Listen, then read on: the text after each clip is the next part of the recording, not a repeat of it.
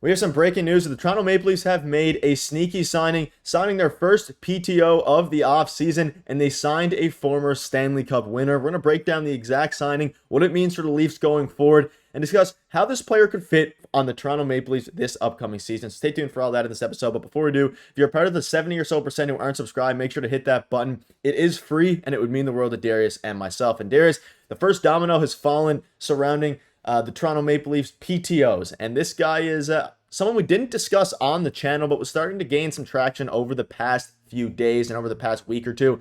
And it's a very interesting one. And I'll preface it by saying a lot of you fans watching right now probably won't be super excited about the signings. I'm not super excited about it, but the more you kind of dive into it, it definitely makes some sense for the Toronto Maple Leafs and what they're trying to accomplish over the next couple of years. And that player is, as you can see from Elliot Friedman, as just mentioned on the radio, sounds like Stanley Cup champion Steven Lawrence is joining Toronto on a PTO. We're going to dive into stats and all that and what it means for the Leafs because there's a lot to go into it with this signing because on the surface, Darius, he hasn't produced very much over the past couple of years, but he is a Stanley Cup winner and he is headed to the Toronto Maple Leafs.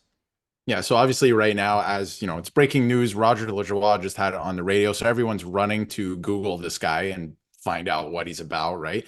I had the opportunity to watch him in the OHL, and obviously he's made his way up to the NHL and finally won the Stanley Cup last year, right? So if you look at his stats, and if you look at his hockey DB or something like that, right, it doesn't jump off the page at you. This is not a player, as you can see here, played half a season last year and had 3 points. This is not a player who's going to come in and put up a lot of points, but that's not what he does. That's not his game. He's a big body. He has a big frame. He's a little bit older too. He has experience playing the AHL and the NHL, bouncing around the leagues, but he's a depth player. This is the type of guy who can maybe play on your fourth line. Like I would expect him to be fourth line player, maybe not so much the third line, but I would expect him to slot in, bottom of the lineup and not every game either, right? Like he could bounce around from the Marlies to the Leafs. We don't know what the contract's going to look like if he even ends up getting signed after the PTO. We're going to see what he does in training camp, but there is a lot to like about this player. This is the type of player that everyone's been calling for, that the Leafs need more of. He's going to come bang and smash, right? He's going to grab the puck off of other guys. He's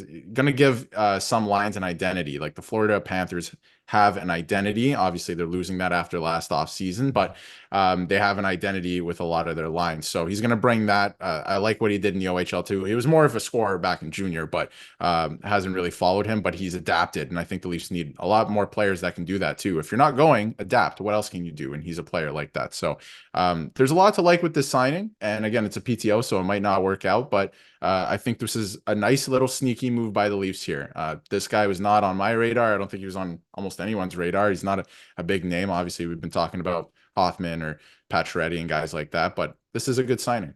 Yeah, and we've been discussing how the Leafs need some more role definition and things like that. And this guy would definitely fit the bill. And again, whether he makes the Leafs or not is still to be seen. But I like the signing a lot from the perspective of they need more players that have won before. They're bringing in guys who have won. Anthony Stolarz, OEL. Obviously, now you have another player in Steven Lawrence. There's a lot of different guys here that the Leafs have brought in, changing the culture, I think. And again, they didn't trade anyone from the core four, so that part remains the same. But the guys they're surrounding him with and the head coach, the culture is going to be very different. The attitude in the locker room seemingly going to be very different. And guys like this certainly help with that, even though, again, you look at his stats, he hasn't been the best player, at least point-wise, in the NHL. But you're signing him on a PTO. You're not expected to get a guy who's put up 30 or 40 points. Last season, he put up 19 points, so he had a better year. And keep in mind, he only played 38 games last season for the Panthers. And again, 28 years old. We discussed a lot of different PTOs. We discussed Matt Martin. We were discussing some normal contracts. Max Pacioretty, Cal Clutterbuck was another one. And I still think a lot of those guys are in play, specifically Max Pacioretty. I still think this doesn't take them out of the running for any of those players that they're signing on a potential standard contract or even other PTOs.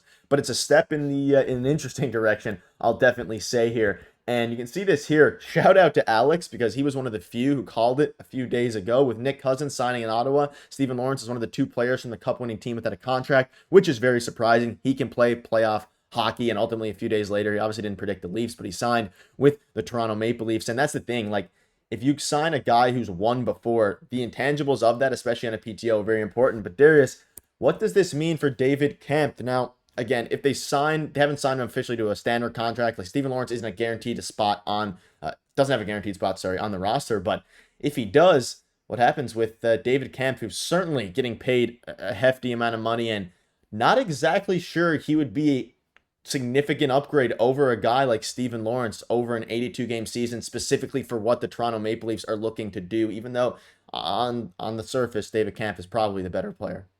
Yeah, probably the better player, but again, we've talked about it at length. He makes a little bit too much for what he does. So maybe you look at bringing in a guy. I'm not saying he's going to play center. Maybe you rejig the lineup a little bit, and we don't even know if Lawrence or Lawrence. I don't even know what the pronunciation is at this point. It's changed throughout the years. So we don't even know if he's going to make the team full time or earn a full time contract. It really depends on training camp at this point. And I've talked about it. I love the fact that the Leafs are going to have healthy competition in training camp. They're going to, they're probably going to sign more PTOs. They're probably going to sign another left wing on a standard agreement, right? So they're going to have all these guys fighting for all these spots, and it's going to be a really good competition in training camp. And then they'll probably make their decisions based off that. But I think there's a bigger move coming here, and we've talked about it. It could involve Nick Robertson. It could involve Camp, right? Because Camp, he makes too much at this point in time. I think they can probably rejig the bottom six and find a real identity there without a player that makes as much as David Camp is and taking up, not taking up a roster spot. I think he can, he would have a roster spot on the Leafs. He's a very good player in what he does, but he makes too much. So we'll see what happens with that. I think there's a bigger move coming, and depending what happens, if some of these guys outperform a guy like David Camp in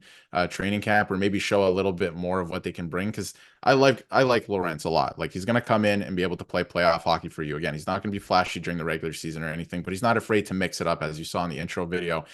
He's an agitator, and he will initiate, which I've talked about that I think the Leafs need more of. So he's another guy you can throw in the lineup, maybe in the playoffs or in certain situations or games, and get the team going, get a spark going. So I think they need more of those players, and who play the right way too, right? Like, obviously not scoring much, and you need goals to win the game, but you have a guy like Austin Matthews who can score 80 goals a season, right? So I think a little bit more identity throughout the lineup will be a good thing. And does he beat out Camp for that spot? I don't know, right? But I think they are looking at moving Camp. I honestly do, because he makes too much, and I think they want to have more identity and rejig that bottom six.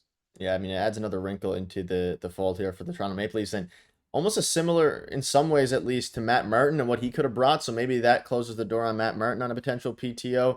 And I know a lot of you guys down there were looking, or in the comment section, were saying Matt Martin would be really good to help complement Ryan Reeves and all these guys that the Leafs have when it comes to agitators and things like that. So I think I would prefer, and I'm liking Steven Lawrence more than a Matt Martin type. I mean, he also won the cup, and he's not super old, only 28. So there's a lot to like about the signing, and I think it's going to be interesting to see him compete for a spot. And he's not going to show up in the stat sheet every night. He's not going to be a guy, whether it's in training camp, the preseason, who's going to have a huge impact visually. But I think what the Toronto Maple Leafs are trying to do, and the culture that's starting to shift towards, especially with Craig Berube, Steven Lawrence complements that very well. But let us know in the comments down below what your thoughts are on this signing. We'll see you guys soon.